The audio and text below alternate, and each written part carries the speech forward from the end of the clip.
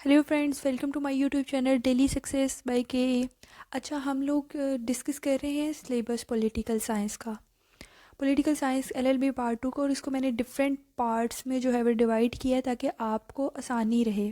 ठीक है, सिलेबस को ना कम्प्लीटली ज़रूर सुना करें। सिलेबस है क्या है, कौन से इंपॉर्टेंट टॉपिक्स हैं, जब आपको ये पता चल जाएगा ना तो तैयारी करने में आपकी आसानी होगी और 100% मार्क्स इंशाल्लाह आपके गारंटीड है।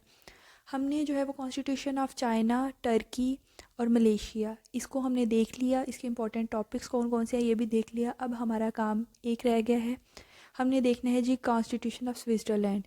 इसके हमने कौन कौन से टॉपिक जो है वो प्रिपेयर करने हैं, कौन कौन से हम तैयार करने जा रहे हैं, जिस पर मैं वीडियोस इंशाल्लाह बनाऊंगी और आपने ज़रूर देखनी है ताकि आपके सारे इससे रिलेटेड कॉन्सेप्ट क्लियर हो जाएं। सबसे पहला, कॉन्स्टिट्यूशन ऑफ स्विट्ज़रलैंड में पहला टॉपिक आपने तैयार करना है सेलिएंट फीचर्स। स्क्रीन पर आपको शो हो रहे हैं, स्क्रीनशॉट आप ले लें। हिस्टोरिकल बैकग्राउंड आपने इसका देखना है। Relationship between cantons and the federal government, ठीक है, इनके दरमियान आपने रिलेशनशिप देखना है। ये टॉपिक 3 प्रिपेयर हो गए। उसके बाद आपने आना है रोल ऑफ कैंटन्स के बारे में। फिर आपने कॉन्सेप्ट ऑफ डायरेक्ट डेमोक्रेसी के बारे में पढ़ना है। फिर आपने टॉपिक लास्ट तैयार करना है legislative process.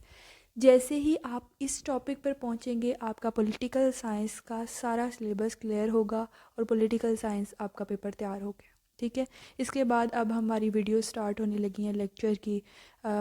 Step by step जो है वो कॉन्स्टिट्यूशन ऑफ मलेशिया से आऊँगी और स्विट्ज़रलैंड तक ही सारे लेक्चर जो हैं वो जो जो इम्पोर्टेंट टॉपिक हैं वो मेरे चैनल पर आपको मिलेंगे। इसलिए आप जल्दी से मेरे चैनल को सब्सक्राइब कर लें